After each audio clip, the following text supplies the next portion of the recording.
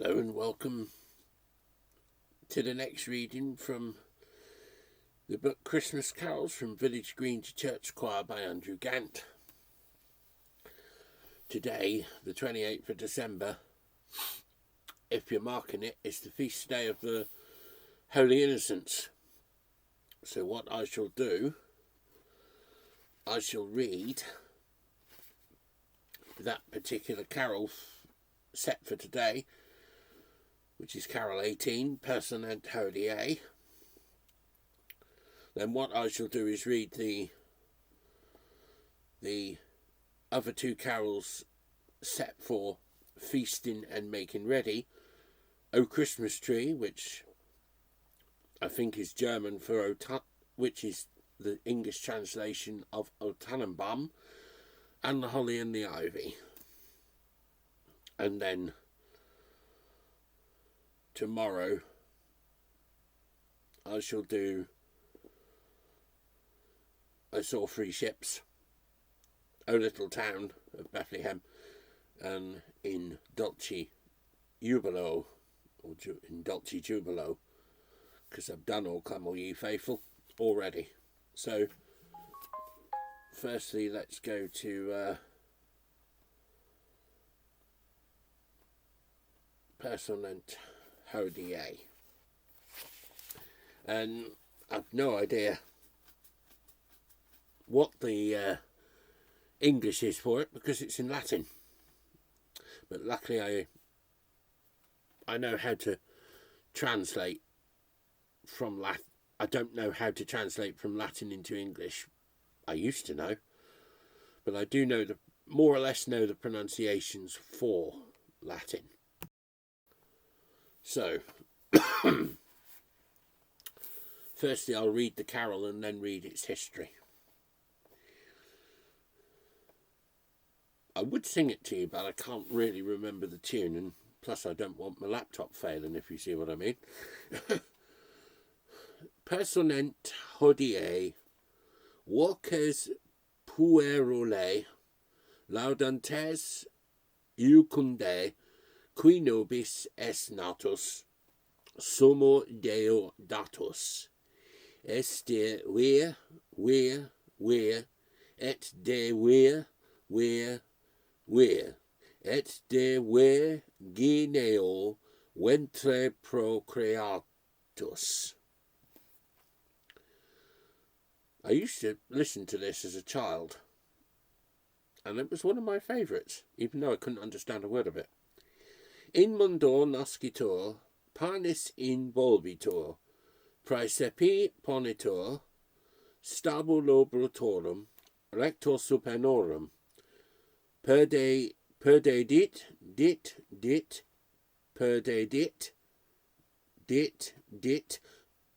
perdedit spolia, princeps infernorum. Magi tres venerunt, pavulum inquerunt, Bethlehem adeunt, stellulam sequendo, ipsum adorando, aurum tus, aurum tus, aurum tus, et miram offerendo.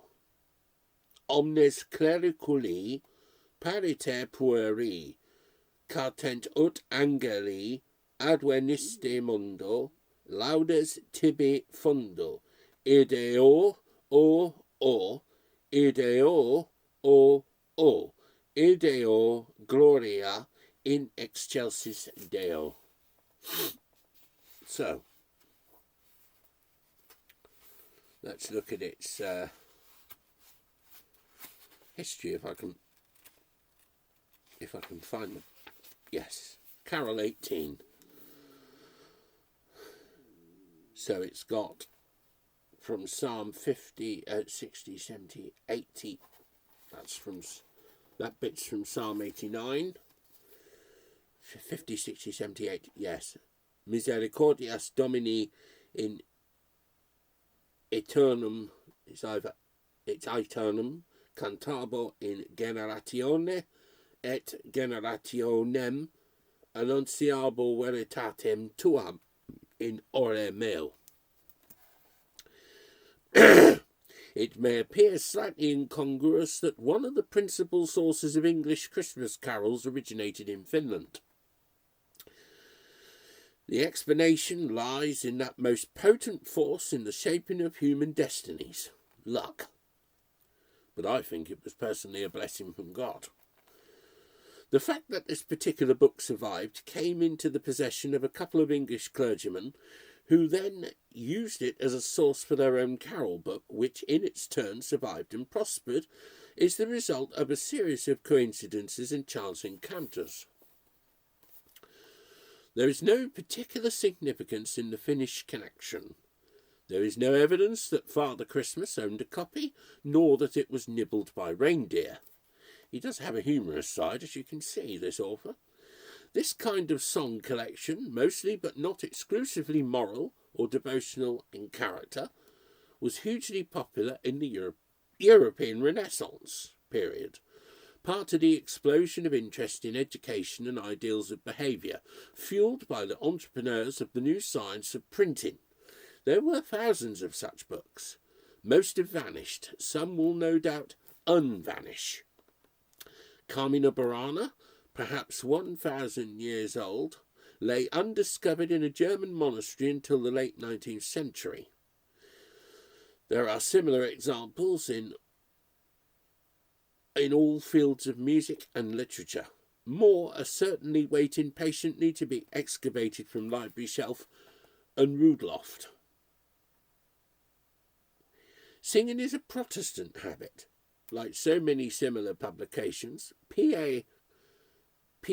Cantiones begins with an earnest reminder that music exists to turn the mind ad cogitationem rerum divinarum, or, as the contemporary Englishman Thomas Morley put it, to draw the hearer by the ears, as it were, in chains of gold, to the consideration of holy things.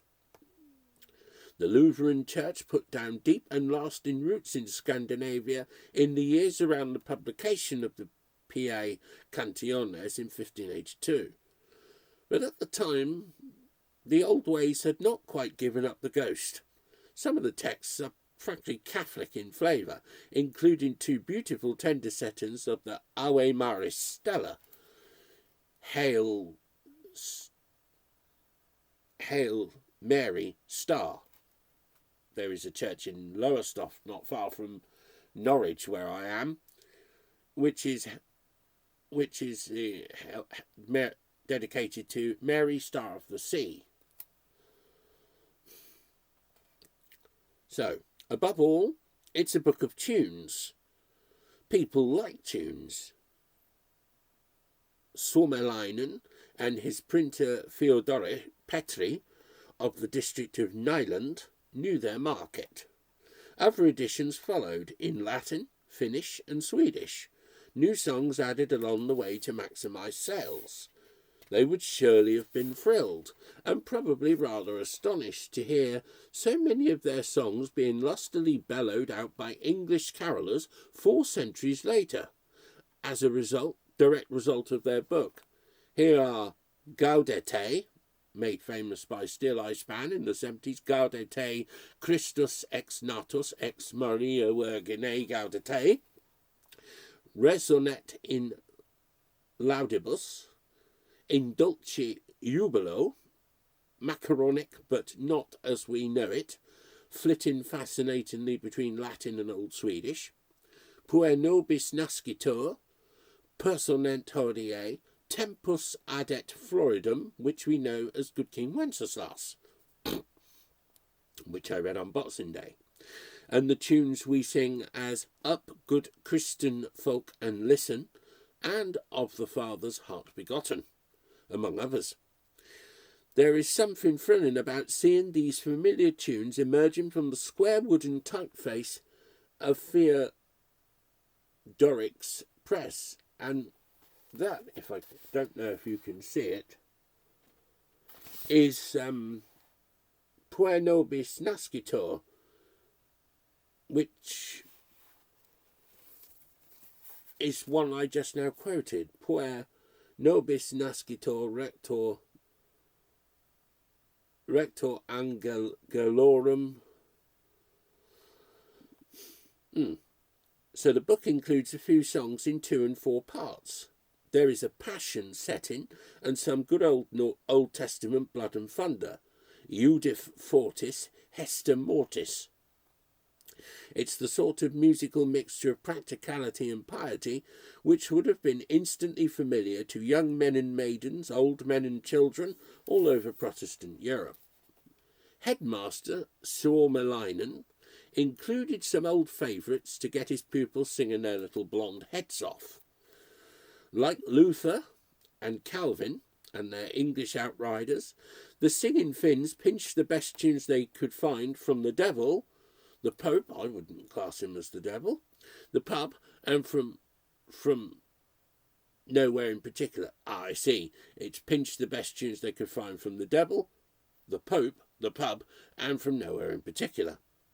Personent Hodie is probably one of the oldest, a good example of how a tune already weathered and seasoned by the time it made its way to Finland, on from there through the centuries to the choir stalls of Victorian England, and eventually to us. It is one of the very few carols we still regularly sing in Latin, although at the midnight mass in Rome I heard First Noel being sung in Latin. It is, and probably the oldest in which we sing tune and words as they were originally published together. Most of our carols consist of new words grafted onto old tunes, or old words grafted onto new tunes, vice versa, or both, not this one. The tune first appears in a written source in Germany in 1360, implying that it was already current then, and thus probably of even older origin. Like others in the Pie Cantiones, the tune betrays its roots in the medieval dance carol by a vigorous swagger that almost forces you to your feet. That's right, to stamp the snow off your boots and freeze your bloodless coldly. The gloriously wonky metrical pattern and rhyme scheme are unique and irresistible. Most striking is the repetition of a single syllable in line 6, et dear, where, etc. The modern scholars Andrew Parrott and Hugh Keate have an explanation for this engaging musical oddity. The text appears to be a version of an earlier poem in honour of St. Nicholas, which begins Personent Hodie voces ecclesiae. Nicholas, the Bishop of Myra and the provinces, was also patron saint of children, and among other notable achievements brought back to life 3 boys who had drowned, or, depending which version you read, been murdered then pickled. In the interests of equality, Nicholas went on to rescue 3 girls from a life of prostitution. In the earlier text, the repeated syllable coincides with mentions of the lucky children, sub me sum puerum, redens virginibus. The threefold repetition thus represents the 3 children each time. Perhaps there were some actions to go with it, a sort of mini-morality play or liturgical drama, or maybe a kind of canting song. The link with children survives in the voces puerulae of the 1582 version. So does the repeated syllable, even though the immediate putative textual reason for it has been left behind. But note carefully what the page of music actually says at this point in the tune.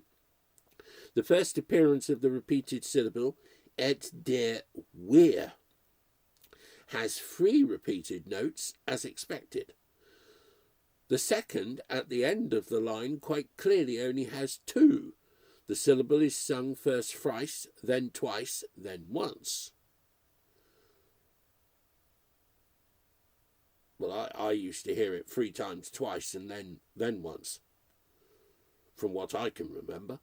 And some later editors, but not all, changed it so that repetitions 1 and 2 are the same length. That's where I hear it from. making a nice regular little sequence. This is how we sing it today. Easier maybe, but the tune has certainly lost some of its lopsided charm. Note also that, rather sweetly, the printer has left out some of the words in the second verse, and someone has had to insert them over the top in pen. To find out how and why this wonderful melody has evolved and emigrated, the trail moves off piste somewhat, that's a ski slope, to Stockholm and Queen Victoria's Minister-in-Residence, G.J.R. Gordon. By the 1850s, copies of the Cantiones were extremely rare. Gordon was presented with a copy which had belonged to Peter of Nyland, and in turn gave it to Neil, John Mason Neil, and Helmore, that's Thomas Helmore. They respectively edited and arranged the music. And that is Personent Hodie from P.A. Canciones. They respectively edited and arranged the music and translated or replaced the words. The result was 2 books, Carols for Christmastide of 1853 and Carols for Eastertide of 1854. Each book contained 12 numbers, and the contents of both were later combined in a single simplified version. European scholars worked on the Cantiones in the 1880s, and another English clergyman, George R. Woodward, produced an excellent edition of the whole book in 1910, using a kind of halfway notation combining the old square note heads with modern clefs. Their instinct for a good tune started the transfusion of such much wonderful music into the bloodstream of the English carol singer. The title of the first published English version is significant. Neil and Helmore really did give us carols for Christmastide, not just for Christmas. We have already seen the rather dodgy link between Good King Wenceslas and Boxing Day, 26th of December. Personent Hodie, with its evocation of children singing, has become associated with 28th of December, the Feast of the Holy Innocents, and with the Epiphany, the 6th of January, where it fits with the tradition of St. Nicholas bringing gifts to children on that day. We can still just catch the vinegary aroma of pickled boy hovering vaguely around this carol. Neil also kicked off the favourite sport of coming up with English words for this tune. Poets and hymn writers have been unable to resist the challenge of finding rhymes to match the short lines and short syllables, and have had particular fun with the repeated word or bit of word. Neil's own version begins appropriately, "Let the song be begun." Holst's pupil, Jane Marion Joseph, published under the pseudonym James M. Joseph, a well-known translation beginning, "On this day earth shall ring with the song children sing to the Lord Christ our King." Elizabeth Poston begins by rhyming at the half-line, "Let the boys cheerful noise," but soon gives it up, "Sing today none but joys."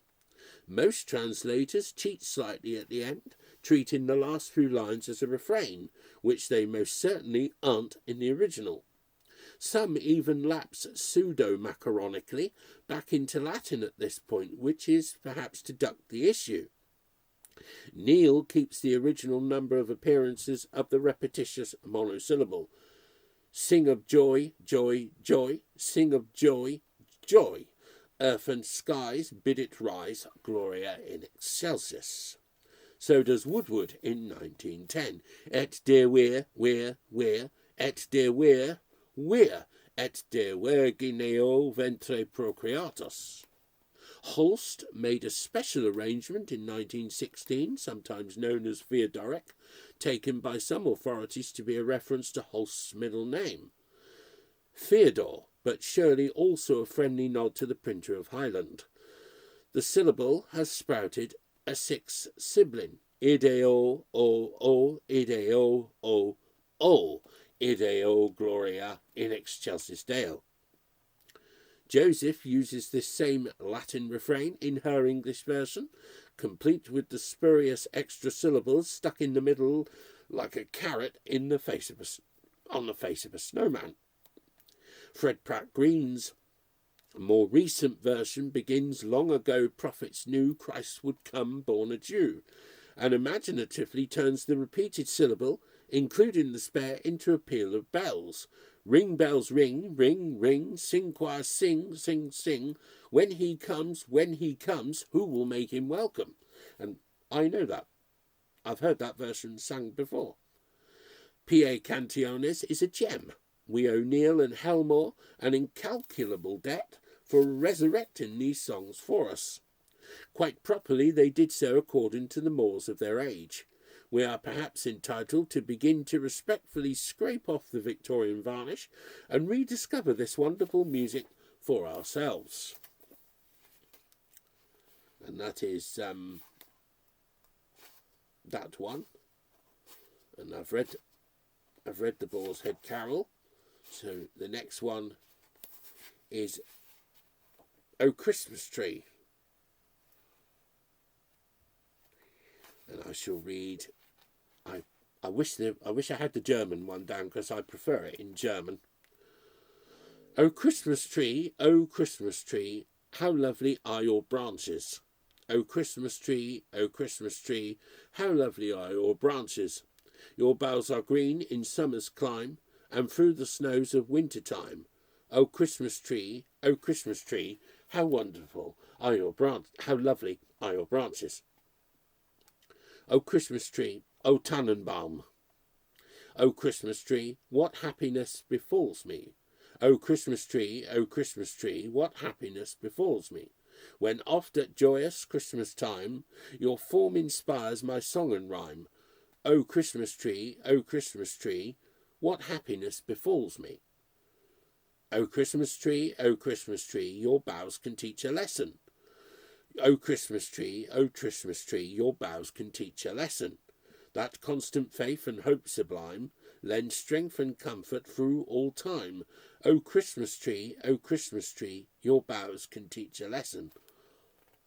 What on earth has something introduced to Britain by Prince Albert what on earth has that got to do with To Be a Christmas Carol? Let's see, shall we? So, this is Carol 4. Because they're part of a folk tradition, some carols can exist in different versions in different places at the same time. O Christmas Tree is better known today in America than in England.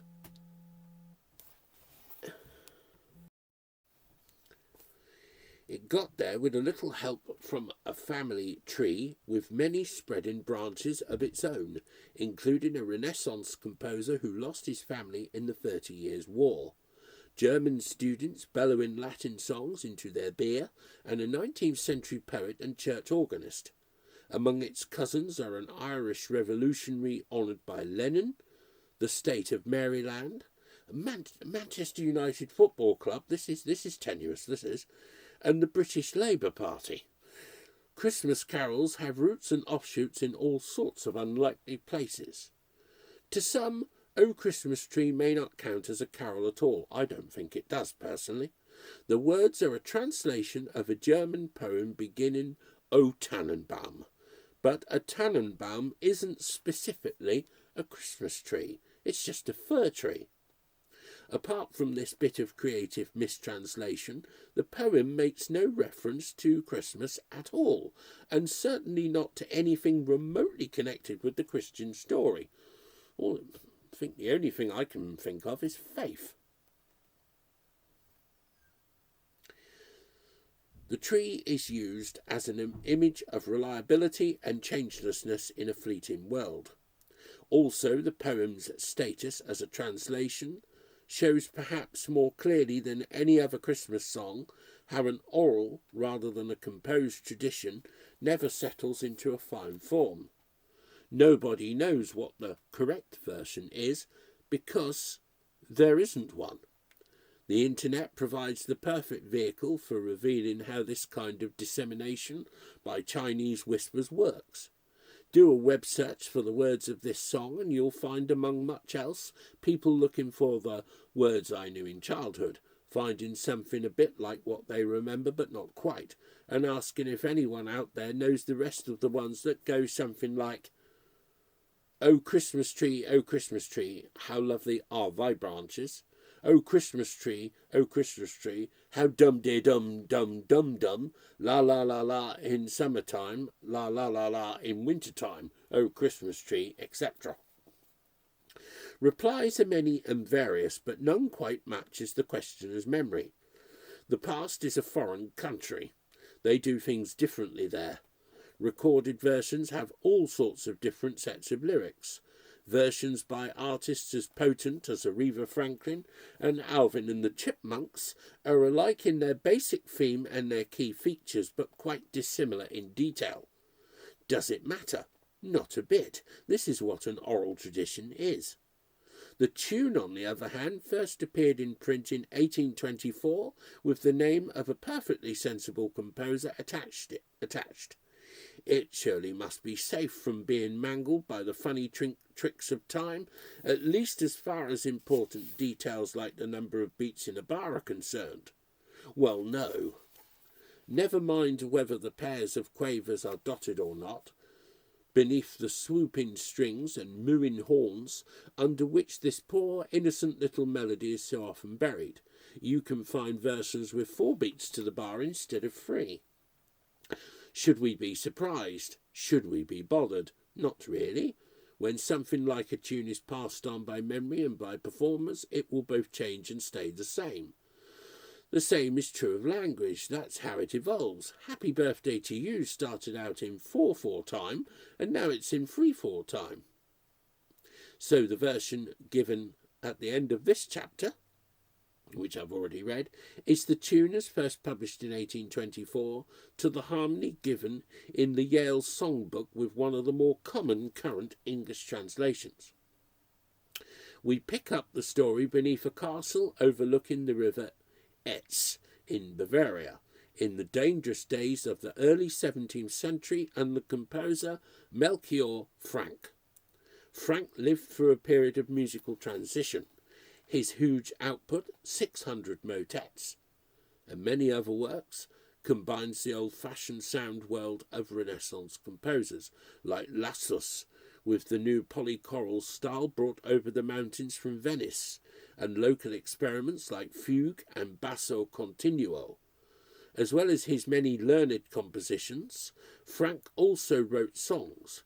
In one of them he taps into an already well-established tradition in praising the humble and ubiquitous fir tree as an emblem of the natural world's comforting reliability and predictability, so unlike the world of man. And well he might. The area around Coburg where he lived was devastated by the violence and the political and economic degradation of the 30 Years' War. Many musicians lost their livelihoods. Returning armies brought typhus to the streets. Frank's wife and 2 of his children died. Frank's words begin, ach, Tannenbaum, du bist ein edler Zweig.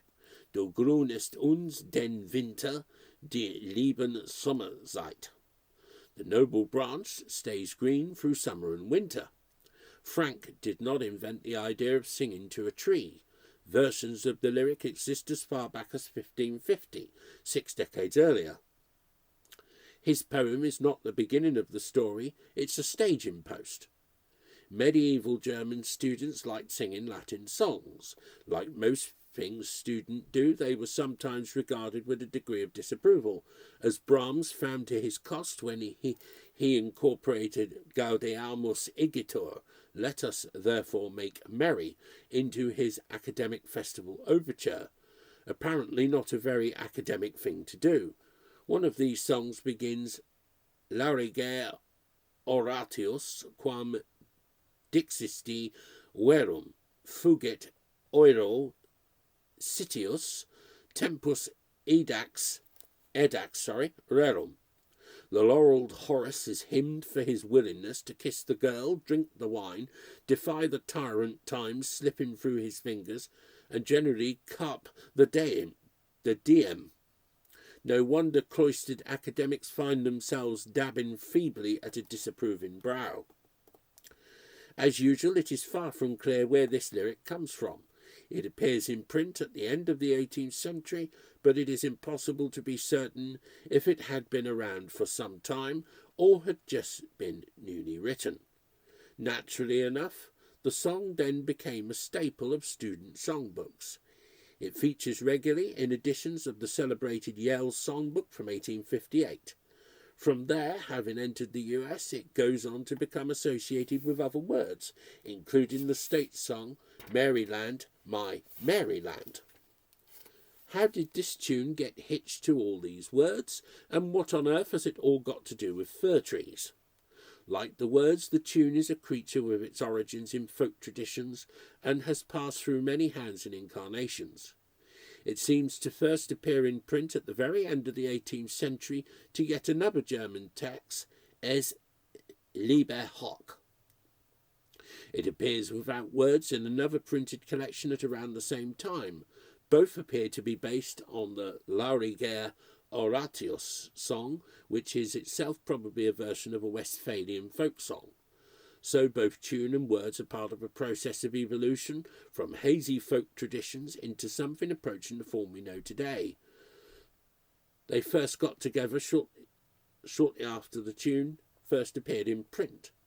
Ernst Anschutz was a teacher, organist, poet and composer. He spent his whole life in Leipzig, plying his various trades there for 50 years. His poets were set as Lieder, and he wrote the libretto for a Singspiel by Karl Löwe, as well as an account of the death of the soldier Johann Wojciech, later turned into a play by Georg Büchner, and thence into an opera by Alban Berg. In 1824, Anschutz wrote and published a song, O Tannenbaum, wie treu sind deine Blätter, with a tune that is a simple piano harmonization of the familiar Lauriger Horatius melody. The carol we know today is born, sort of. But we still can't quite claim that we have our author, still less our composer. Anschutz hadn't written the first verse.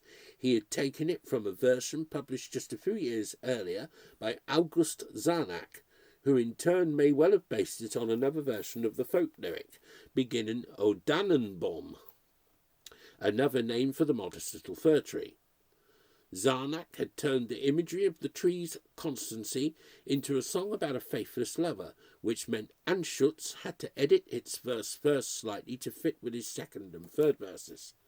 Subsequent verses may not be by Anschutz either, though it's not clear who, if anyone, did write them. As is so often the case with these carols, Anschutz's role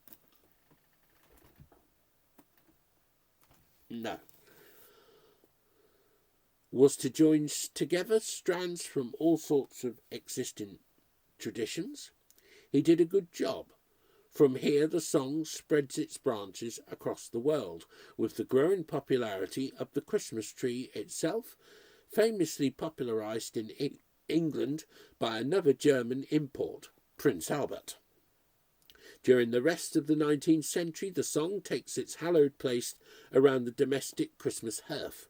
The English novelist Maria Singleton wrote in 1865, "Joyously did the little ones form a circle around that magic tree and gleefully rang their voices as they saluted it in the well-known strains of that ancient song, O Christmas tree, how lovely are thy branches." In 1879, John McElroy notes its popularity in America, calling the tune old and a familiar one to all college students. He gives part of a fine translation by Longfellow beginning O Hemlock Tree and points out that the O Maryland variant began as a rebel song before the Civil War. It is not the last time the tune is to be co-opted by the forces of violent revolution. Irving Bachella's 1911 novel Keeping Up with Lizzie puts the tune to rather more peaceful use. I was to dine with the Warburtons Christmas Eve and be Santa Claus for the children. The little captain of 3 years ran straight to Mrs. Bill and lay hold of her gown and partly hid himself in its folds and stood peeking out at me. She raised him in her arms and held him close, A great music box in a corner began to play O Tannenbaum, O Tannenbaum, wie grün sind deine Blätter. Well, it was the night of my life. Typically, printing lags behind oral transmission. English versions of the song first appear in print in the first decade of the 20th century, after which it becomes a regular feature of household songbooks and carol collections. In 1914, the song once again reaches out from Germany to the English-speaking world in the famous Christmas truce of that year, when, according to one soldier's diary, they all began clapping, and then they struck up another favourite of theirs, O Tannenbaum, and so it went on. First the Germans would sing one of their carols, and then we would sing one of ours. The tune has the memorable simplicity necessary for lasting popularity. 4 lines, lines 1, 2 and 4, all the same, a feature of so many familiar tunes. Line 3, a simple downward sequence. Sing it once and you know it forever. Its opening rhythm makes it eminently suitable for singing to all kinds of different words, as many budding wordsmiths have noticed. Any 3-syllable name with a tum-te-tum rhythm will do, from Field Marshal von Hindenburg to the Manchester United goalkeeper Edwin van der Sar. Oh, Van der Sar, oh, Van der Sar, we'll always love you where you are. I have heard Manchester United fans singing that. American place names fit particularly well. Oh, Maryland, my Maryland, or Florida, or Albany, or Michigan. You get the idea. The Red Flag is a revolutionary lyric by the Irish nationalist Jim Connell. Connell had wanted it sung to an old Jacobite tune, but it too got itself stuck to the Tannenbaum tune, becoming the unofficial anthem of the British Labour Party, sung annually at its conference by such red-knuckled sons of toil as Tony Blair and Ed Miliband, and the latest excuse, Keir Starmer. No doubt. The image of green shoots in the depth of winter is older than Christianity. This song, like so many, taps into something all the more profound for being unfathomably ancient. It is part of who we are, yet like us, and like the imagery we use to describe ourselves to ourselves, it has changed continually and changes still. And the third one, the holly and the ivy. So, I did cover it in my earlier series, but it needs investigating, this one. The holly and the ivy, when they are both full grown, of all the trees that are in the wood, the holly bears the crown. O the rising of the sun and the running of the deer, the playing of the merry organ, sweet singing in the choir. The holly bears a blossom as white as any flower, and Mary bore sweet Jesus Christ to be our sweet Saviour. The holly bears a berry as red as any blood, and Mary bore sweet Jesus Christ to do all sinners good. The holly bears a prickle as sharp as any thorn, and Mary bore sweet Jesus Christ on Christmas Day in the morn. The holly bears a bark as bitter as any gall, and Mary bore sweet Jesus Christ for to redeem us all. All those verses, those 4 verses I just read, have the refrain, oh, the rising of the sun and the running of the deer, the playing of the merry organ, sweet singing in the choir. So, holly standeth in the hall fair to behold. Ivy stands without the door, she is full sore, a cold. That's anonymous. Deck the hall with boughs of holly. Thomas Oliphant, English version of words to a Welsh New Year carol. Hi-ho, sing hi-ho, unto the green holly. Most friendship is feigning, most loving mere folly. Then hi-ho, the holly, this life is most jolly. That's William Shakespeare. Now the holly bears a berry as red as the blood. That's anonymous. Green growth the holly, so doth the ivy. Though winter blasts blow never so high, green growth the holly, that's Henry VIII. And down with the holly, ivy all, wherewith ye dress the Christmas hall. That's Herrick. In song like in the garden, ivy gets everywhere. So doth the holly. The potency of the imagery is clear. The shiny green leaves and bright red berries brandish a powerful message of new life in the dark midwinter wood. It's a short step to the image of the Christ child. Throw in all the mentions of cherries and berries, mistletoe and yew, juniper and box, and our Christmas tradition really does become, as a Dutch carol has it, een hoofken er schoon bloemken staan. I think that's right. A garden full of divers flowers. The humble holly bush and creeping ivy take their place among some of the oldest and strangest imagery in our collective lyrical memory, where the cycles of the natural world meet Christian ideas of birth, life, and death. Here, too, are the free ravens paying court to the dead night, and the fallow doe, as great with young as she might go, and the predatory falcon of the Corpus Christi carol, Lullaby, Lullaby, the falcon hath borne my make-away. The eyes of these creatures still peer at us from under our not quite made bed of modern civilization. A recurring idea in the songs of the holly and the ivy is the competition between them for preeminence. Of all the trees that are in the wood, the holly bears the crown. Nay, ivy, nay, it shall not be. Ewis, let holly have the mastery as the manner is.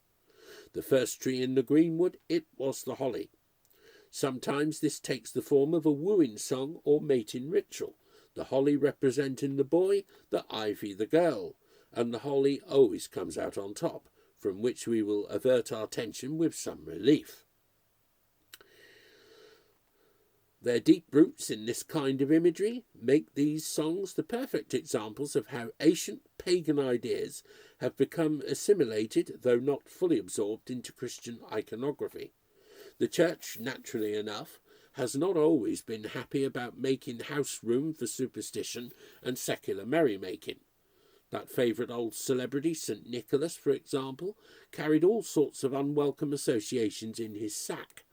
The Lords of Misrule, the ceremony of the boy bishop, which Norwich, my local cathedral, still does, and Twelfth Night revels. All good fun, but definitely not textbook Christian practice. In London on 5th of December 1554, the which was St. Nicholas' Eve at evensong time, came a commandment that St. Nicholas should not go abroad nor about. But notwithstanding there went about these St. Nicholases in divers parishes. Folk traditions are as tenacious as ivy. Much later, Cecil Sharp is making the argument in reverse, defending traditional songs against incursions by Christians and sticking up for the unconscious art of the peasant before his carols suffered from the intrusion of theological doctrine.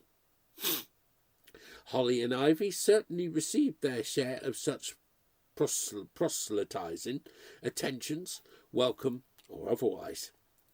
Some of these holly and ivy songs do not attempt to link their imagery to the Christian story at all. The contest of the holly and the ivy, for example, assigns various characteristics to each plant, or links them to some other species such as birds, the laverock for the holly, the owl for the ivy. The masculine-feminine duality runs throughout. Holly and his merry men, they dancen and they sing. Ivy and her maidens, they weepen and they ring. The holly and the ivy and its close cousin, the Sandsday Carol, by contrast, compare various aspects of Christ's life and ministry with some botanical peculiarity, often using a colour to symbolise the scriptural reference. Red for Christ's blood, white for his burial shroud. Which is true. The holly bears a berry as red as any blood, and Mary pours sweet Jesus Christ to do poor sinners good. That's from the holly and the ivy. Now the holly bears a berry as white as the milk, and Mary bore Jesus who was wrapped up in silk, the Sandsday Carol.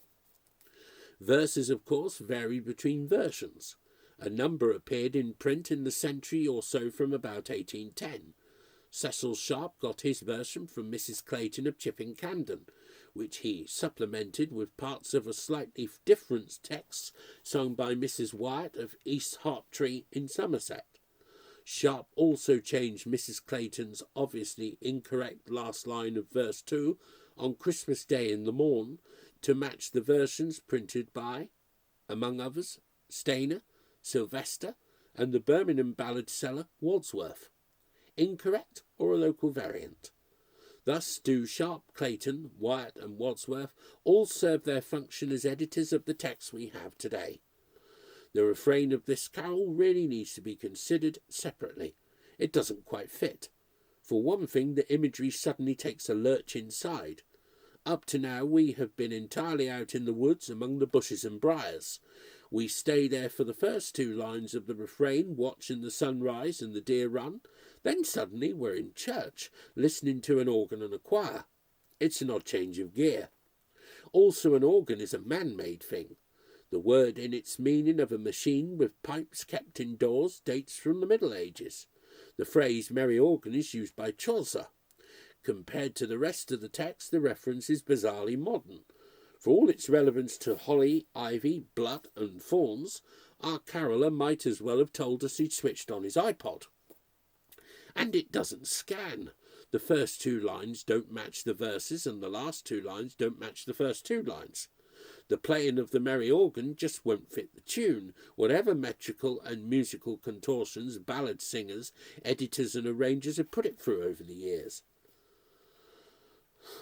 It doesn't rhyme either. Is this refrain actually part of the same poem?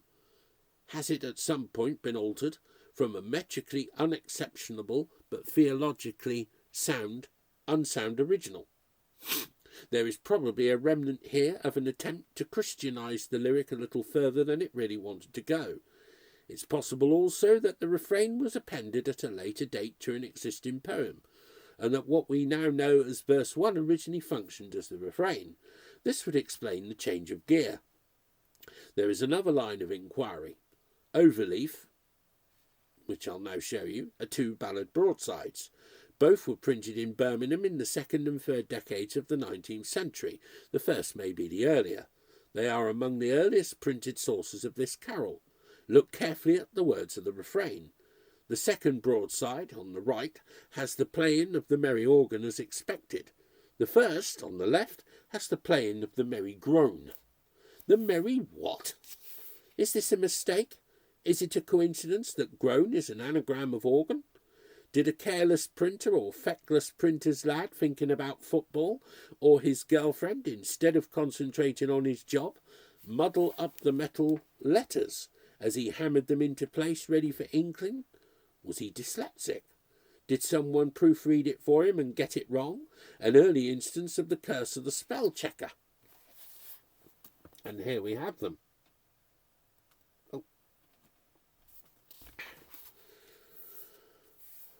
So you've got the holly and the ivy now are both well grown. Of all the trees that are in the wood, the holly bears the crown. They're more or less the same. Now are both full grown of all the trees that are in the wood. One is D. Wrighton, 86 Snow Hill, Birmingham, and the other is by T. Bloomer, printer, Birmingham. There is another possibility. Groan might be correct. Is it a musical instrument, a slang or vernacular term, perhaps for some kind of bagpipe or drone or drum? It's an immensely appealing theory. It makes the lines scan perfectly. Groan is a half rhyme for sun, perhaps more than half in Birmingham, and what a fabulous picture it conjures up. Our carolling ancestor dancing round the holly bush in the moonlight, swigging his ale, singing this song and playing the groan. It doesn't matter whether we have any idea what a groan actually is or not. Just imagine it. Hear the sound of the merry groan. Good, isn't it? Yes, because the one on the left is the playing of the merry groan, and the one on the right is the playing of the merry organ. The tune, unlike the words, has not undergone much metamorphosis, apart from editors fiddling with the rhythms in an effort to get their particular choice of words to fit. The melody doesn't change between versions. It can't really. It's a simple little thing. Hints of possible ways to sing it might be gleaned from the phrase structure of the music itself.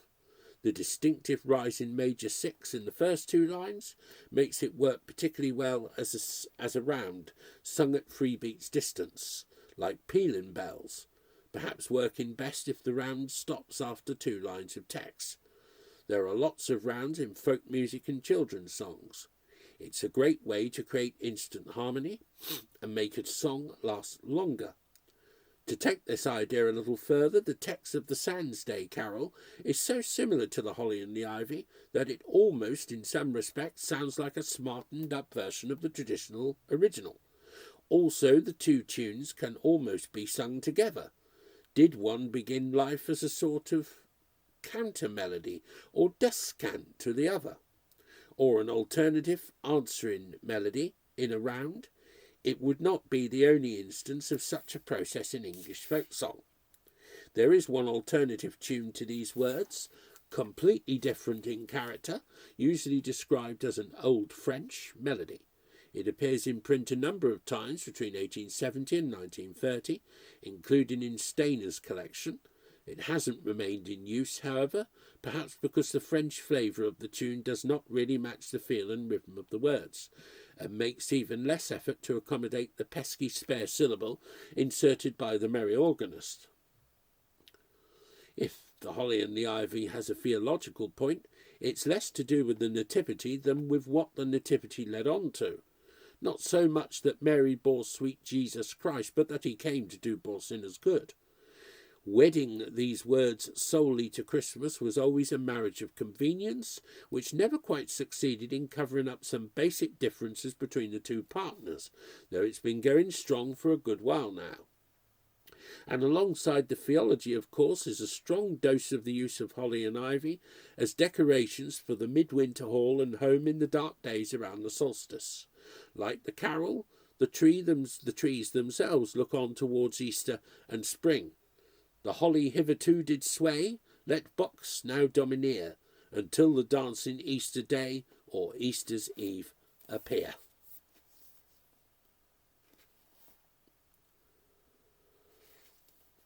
And tomorrow, God willing, I will do I Saw 3 Ships, O Little Town of Bethlehem, and In Dulce, Jubilo. So, as always, may God bless you all. Amen.